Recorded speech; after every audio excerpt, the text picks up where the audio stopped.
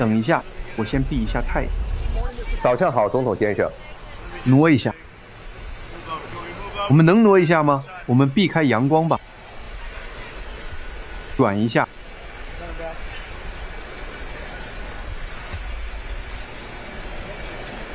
这样好多了。这样更舒服吗？总统先生，伊朗外交部说，关于富有成效的对话，您没有说实话。他们得找一些更优秀的公关人员了。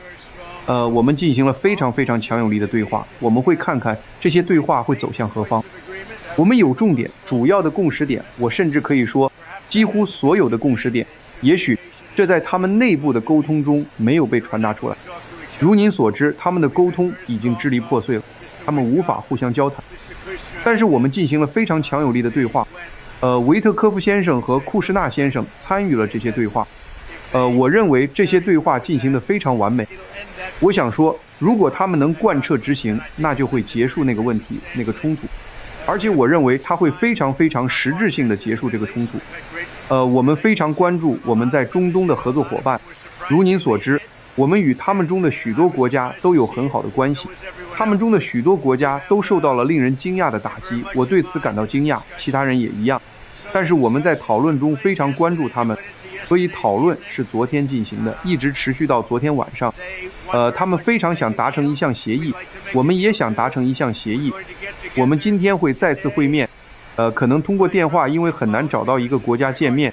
我想他们很难出国，但是我们会在某个时候很快就会见面。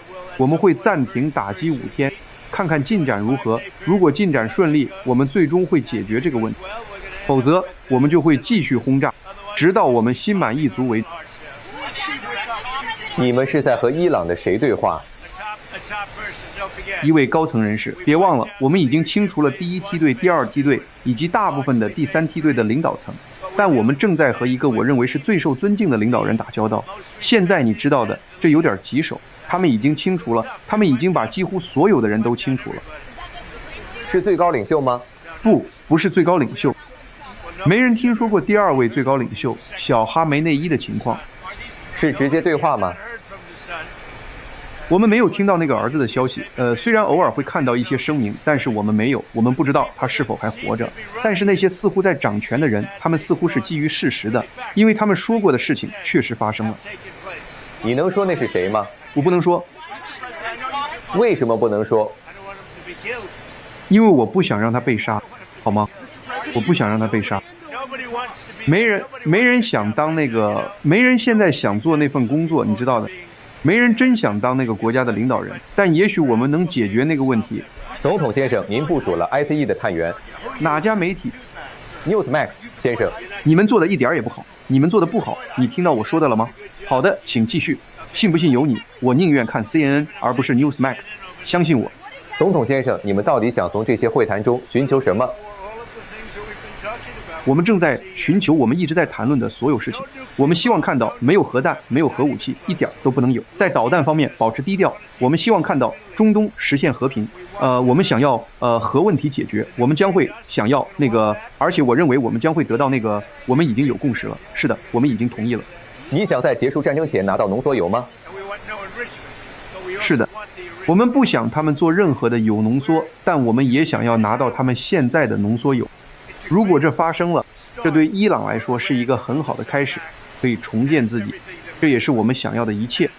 这对以色列也很好，对其他的那些中东国家也很好，沙特阿拉伯、阿联酋、卡塔尔，所有这些国家，特别是科威特和巴林，所以这对他们所有国家都很好。如果战争要结束了，你们还需要2000亿美元吗？我们嘛，有当然是好，有当然是好。这是一个非常动荡的世界，而民主党人让它更加动荡。你知道的，很大程度上是民主党人让它更加动荡。让我来谈谈其他人。所以 ICE 做得很好，我已经要求了。现在你知道的，我坚信他们在去追捕那些杀人犯和其他罪犯的时候，应该能够戴口罩。但是为了机场的缘故，我要求他们把口罩摘掉。我不喜欢他们在机场戴口罩，而且我相信他们也愿意这样做。为什么他们不需要在机场戴口罩，但是在街上却需要戴呢？因为来机场的人一般来说不是杀人犯、杀手、毒贩等等，可能只有少数这样的人，但数量不多。他们是想进入这个国家的人，或者想离开这个国家，也许是回他们自己的国家。所以我认为那样的形象在机场不合适。我认为当他们在街上试图找到瞌睡乔拜登放进我们国家的11888名杀人犯中的一个时，那样的形象就非常合适。去年你给了 TSA 员工1万美元的奖金，他们是在政府停摆期间坚持上班的，你还会这样做吗？这有可能发生。那些真正忠诚的人很棒，但对他们来说这不容易，这很惊人。而这一切都是民主党造成的，所以你们知道，所有这些钱都得到了批准，一切都得到了批准，这已经完成了。民主党人进来了，他们想让激进的左翼疯子进入我们的国家，他们想让毒贩进来，他们想让杀人犯进入我们的国家，他们想要开放边境，我们不会让这种事发生。这就是这一切的症结所在。他们不想要选民身份证明，他们不想要公民身份证明，他们不想要邮寄选票，他们太腐败了。他们唯一想要的就是邮寄选票。所以我们在拯救美国法案中还加入了禁止对我们的孩子进行变性手术，以及禁止男性参加女性体育赛事。如果这些谈判进展顺利，并且你们与伊朗达成了停火协议，你认为以色列会遵守这个协议吗？我认为以色列会非常满意我们所达成的。我们刚才和以色列谈过，我想他们会非常高兴。这对以色列来说将是和平，长期的和平，有保障的和平。如果这真的发生了，你知道我不能保证，但我认为它会发生。而我的一生就是做交易的，我这辈子都在做交易。我认为这件事会发生，为什么它不会发生呢？所以明天早上在他们那里某个时间，我们原本预计要炸毁他们最大的发电厂，那个发电厂耗资超过100亿美元建造，那是一个非常好的发电厂，一个炸弹就没了，它就垮了。他们为什么要那样呢？所以伊朗打来了电话，不是我打的，是他们打。他们想达成协议，而我们也非常愿意达成协议。这必须是一个好的协议，而且必须是不能再有战争，不能再有核武器。他们不会再拥有核武器了。他们同意了这一点，任何不符合这些条件的都不能算作协议。你说过你们想要得到伊朗的浓缩铀，你们打算怎么得到这些浓缩铀？你们会派？这很容易的。如果我们和他们达成协议，我们就可以自己去拿。财政部解除了对海上伊朗石油的制裁。您曾批评奥巴马总统给了伊朗17亿美元。不，我只是希望市场上有尽可能多的石油。我们甚至不知道伊朗是否能拿到那笔钱。坦白说，我认为他们很难拿到。但海上有装满了石油的船只，与其让他们停在那里，我宁愿看到他们进入市场循环。伊朗得到的任何小笔钱都不会对这场战争产生任何影响。但我希望市场系统能得到润滑。即使只是140亿美元，你也不认为这会帮到伊朗吗？哪有140亿？因为涨价，伊朗可以得到140亿美元。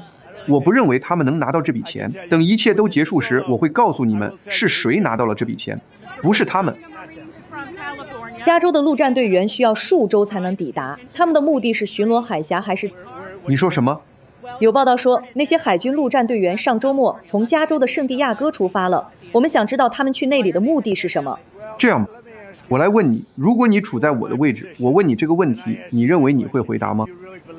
这是一个很荒谬的问题。另一位年轻女性被一名非法移民杀害，这名非法移民是在拜登执政时被放进来的。是的，是拜登放进来。您对他的家人有什么想说的吗？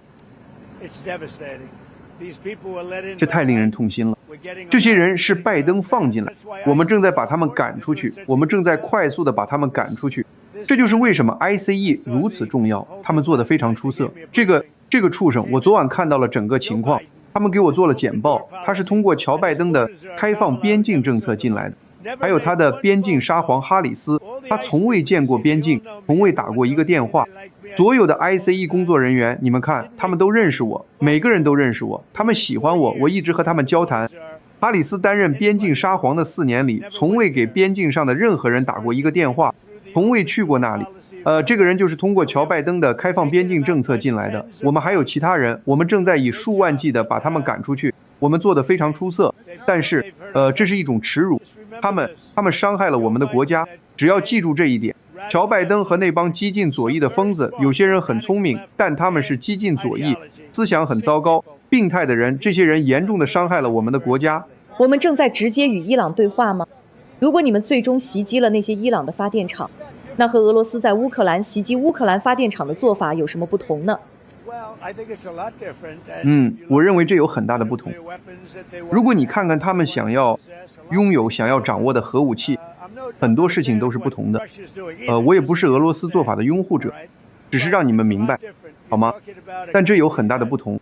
你们说的是一个已经邪恶了47年的国家，他们一直都很糟糕，死亡遍布全世界，不只是我们。看看他们意想不到的袭击了所有周边国家的方式，那本不应该发生，没有人甚至想到过。但他们想要掌控中东，他们想要永久性的摧毁以色列。如果他们拥有核武器，他们就能做到这一点。我们是直接在和伊朗对话吗？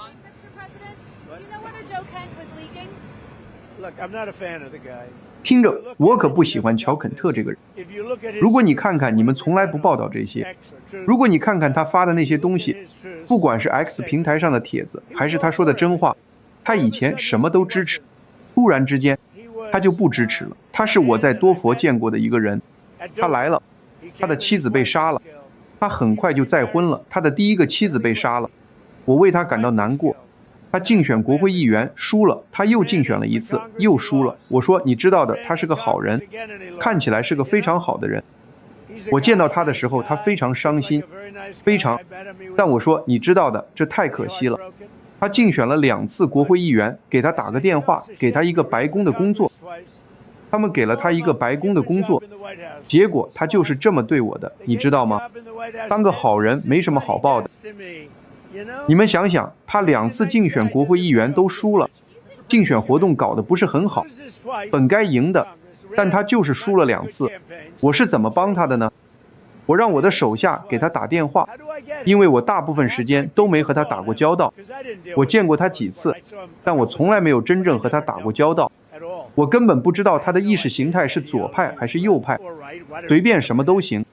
我可以这么说，他非常坚定地说，伊朗不是威胁，可是伊朗已经构成威胁47年了，全世界没有一个国家不同意我的看法。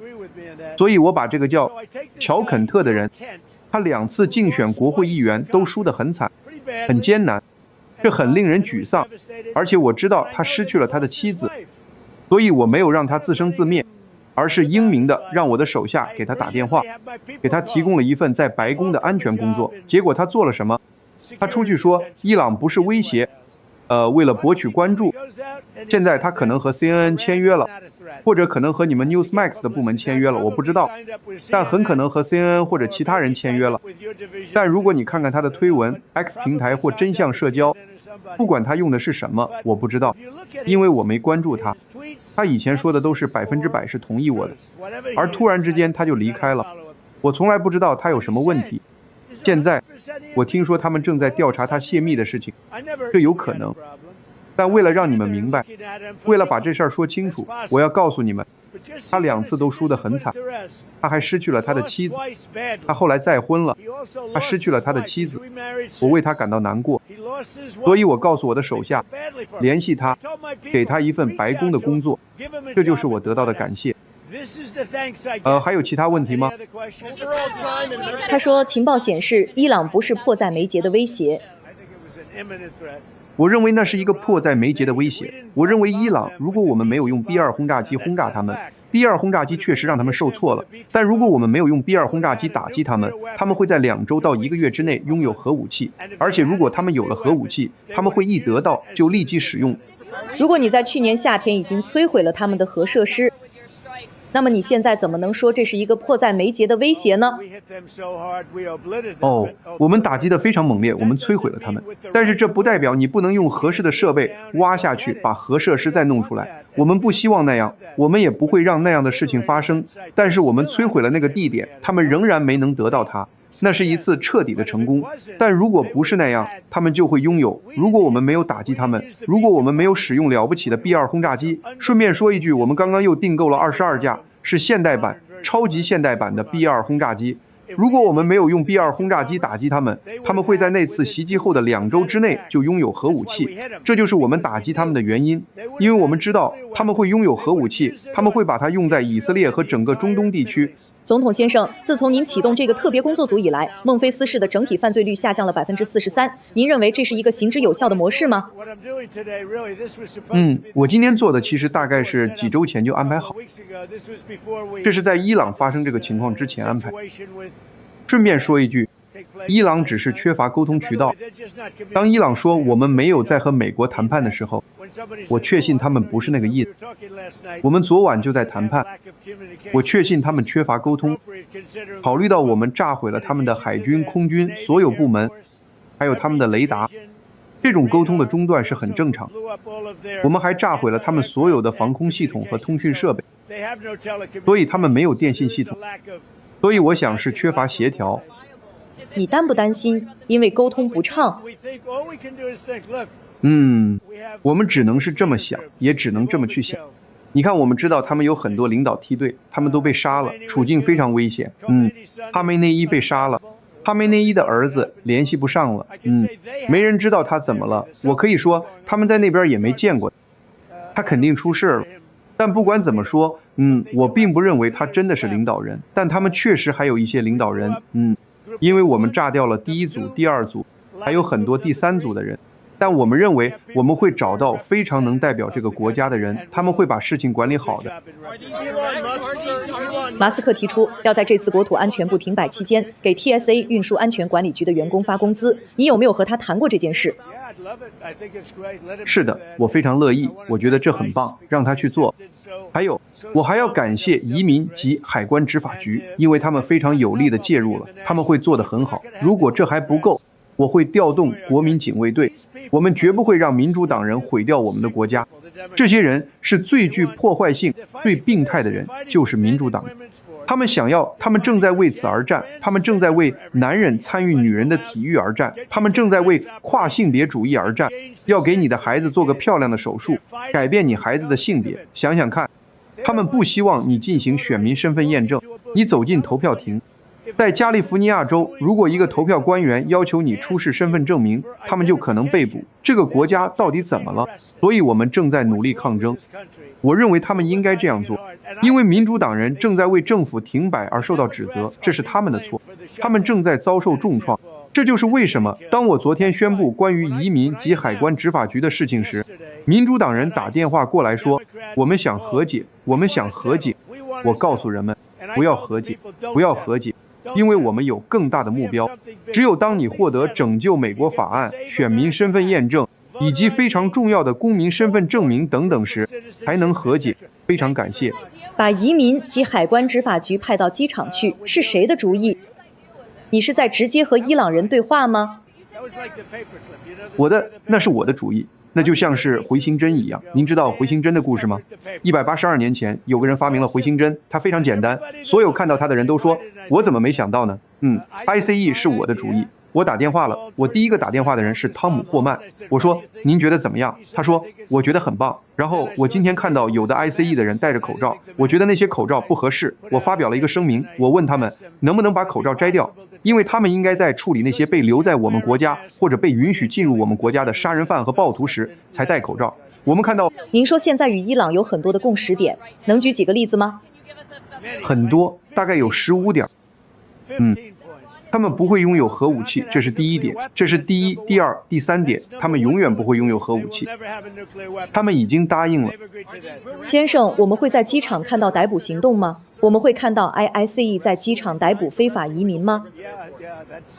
是的，是的，这就是为什么民主党人会发疯，因为他们所做的一切以及他们造成的阻碍，使得我们部署了移民及海关执法局。移民及海关执法局的成员都是非常高水平的。我的意思是，他们真的是一群非常高水平的人，他们很喜欢这份工作，因为他们现在可以在非法移民进入这个国家的时候就逮捕他们，那是一个非常容易下手的地方。但那不是他们在那里的原因，他们真的是去那儿帮忙的。您说已经达成了协议，完全禁止伊朗任何形式的铀浓缩，包括医用和民用的，是吗？是的，谢谢你。霍尔木兹海峡呢？谁将控制那里？如果谈判成功，那很快就会开放。也许吧。谁来控制它呢？伊朗还能控制石油的流动吗？会是共同控制的。由谁呢？也许是我。你是想让美国控制霍尔木兹海峡吗？我和阿亚图拉共同控制，不管现在的阿亚图拉是谁，不管下一任阿亚图拉是谁。听着，这也会是一种非常严肃的政权更迭。说句公道话，政权里的人都已经被清除掉了，他们真的是从头开始，这自动就是一场政权更迭。但我们正在和一些人打交道，我发现他们非常理智，非常可靠。内部的人都知道他们是谁，他们非常受尊敬。也许他们中的一个，就是我们正在寻找的人。看看委内瑞拉进展得多好。我们在委内瑞拉的石油方面，以及与当选总统的关系方面，都做得非常好。也许我们能在伊朗找到这样的人。在这些谈判进行期间，您还在考虑其他降低油价的方案吗？一旦达成协议，油价就会像石头落地一样骤降。我想今天已经开始跌了，我们有非常大的机会达成协议，但我不保证任何事情，我什么都不能保证。我不会在1-2周后出来，让你们都说，哦，你以前说了，我什么都没说。我只是说，我们正处于达成协议的真正可能性之中，而且我认为，如果我是一个喜欢打赌的人，我会赌他会成功。但再说一次，我什么都不能保证。他们非常渴望达成协议。谢谢。您希望马克·韦恩·马林领导下的国土安全部做出哪些改变？他会非常出色，他会做出改变。他已经给了我一份他想带来的人员名单，他非常出色，我认为他正是合适的人选。你们都认识他，他是一个非常坦诚、聪明的人，实际上在商界非常成功，这一点很多人都不知道。他也是我的一个朋友，我认为马克·韦恩会非常出色。谢谢。您对发生在拉瓜迪亚机场的飞机失事有什么看法？太糟糕了，他们犯了一个错误，这是个危险的行业，这太糟糕了。谢谢。